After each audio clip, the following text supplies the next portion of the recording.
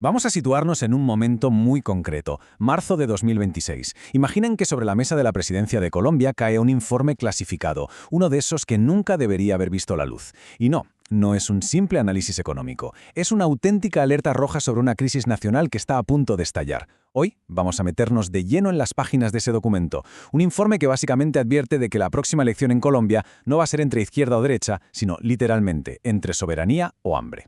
El informe arranca con esta pregunta, y es que aquí está el meollo de todo el asunto.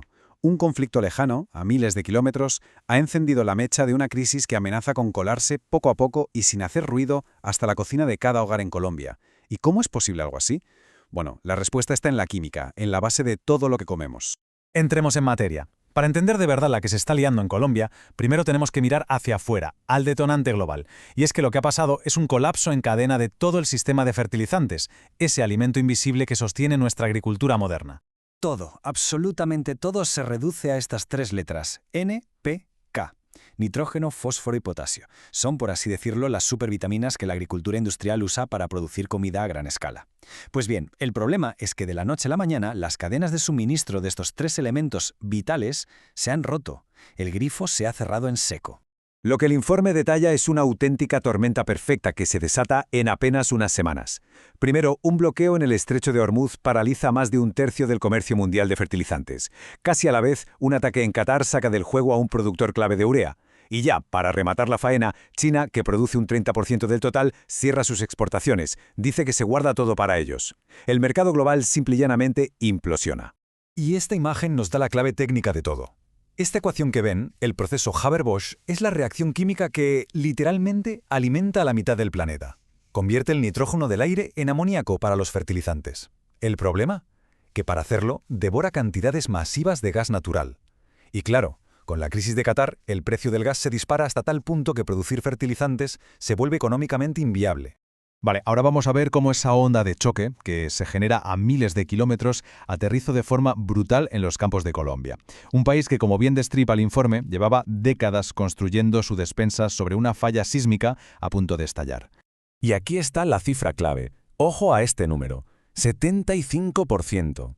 3 de cada 4 kilos de fertilizante que se usan en el campo colombiano vienen de fuera. Esta dependencia absoluta, que viene de lejos, de decisiones políticas que primaron la importación frente a la producción propia, es lo que convierte un problema geopolítico lejano en una amenaza directa a la seguridad nacional. Y el impacto, claro, es inmediato y devastador. Esta tabla del informe no son solo cifras, es el certificado de defunción de la rentabilidad de la agricultura. La producción de café se desploma. El cacao, con unos insumos que ya son la mitad de sus costes, se convierte en una auténtica ruleta rusa. Y el arroz, que es la base de la dieta del país, entra en alerta roja. Esos precios de mercado que ven ahí son una bomba de relojería inflacionaria.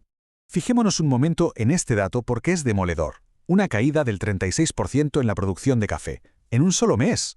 Esto no es una estadística económica más, es un terremoto para miles y miles de familias en todo el eje cafetero, y una herida directa al corazón de la identidad del país. Y aquí tenemos lo que el informe llama el termómetro de la paz social, el arroz. La proyección es que un único saco de urea, que es fundamental para cultivarlo, llegue a costar 230.000 pesos. A ese precio, la conclusión del informe es tajante. Sembrar arroz en el Tolima o en el Huila deja de ser un negocio. Directamente se pierde dinero. Y como era de esperar, una crisis de este calibre nunca es solo económica. De hecho, el informe dedica toda una sección a analizar cómo el hambre se convierte, a toda velocidad, en el principal campo de batalla de las elecciones presidenciales de 2026.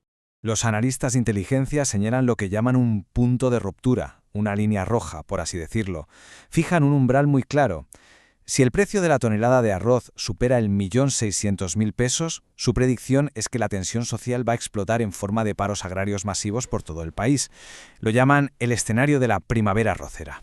Ante esta amenaza, el documento no solo se limita a analizar, sino que directamente diseña la estrategia a seguir. Plantea dos relatos, dos historias políticas que van a chocar de frente. Por un lado, la narrativa de la oposición. La culpa es de la reforma agraria del gobierno que ha fracasado. Y por otro lado, la contranarrativa que el informe propone. Enfocar la crisis no como un fallo interno, sino como un ataque externo a la soberanía del país. Y fíjense en la frase que el informe propone como eje de esa contranarrativa. Es una cita sacada de un borrador de discurso. La estrategia está clarísima.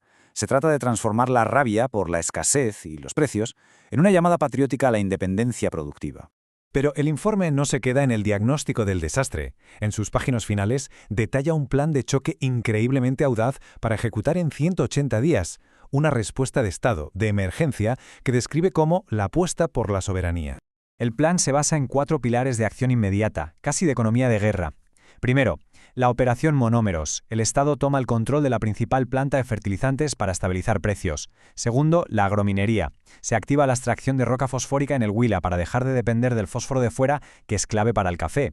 Tercero, un despliegue masivo de biofábricas. Construir 50 centros para producir abonos orgánicos y reducir la dependencia de químicos. Y cuarto, el motor de todo esto. Un decreto de emergencia para poder financiar y ejecutar el plan saltándose toda la burocracia. Y que nadie se engañe, esto no es una declaración de intenciones, son órdenes de operaciones. El plan busca pasar de 0 producción de urea a un 40% de la capacidad en solo 6 meses. Quieren triplicar la extracción de roca fosfórica y multiplicar por 10 el número de biofábricas. Es en esencia un intento de levantar una industria nacional de insumos agrícolas en tiempo récord, usando unos fondos de regalías que hasta ahora estaban bloqueados. Y así llegamos a la última página.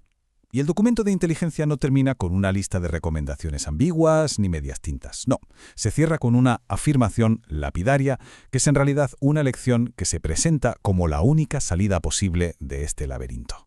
O somos soberanos o no seremos nada. Es un ultimátum que redefine por completo el concepto de seguridad nacional. Ya no se trata solo de fronteras y ejércitos, sino de la tierra y de lo que esa tierra puede producir. El informe deja una pregunta flotando en el aire, para Colombia y, la verdad, para el mundo entero. En un tablero global cada vez más inestable, ¿es la autosuficiencia la única forma de soberanía que de verdad importa?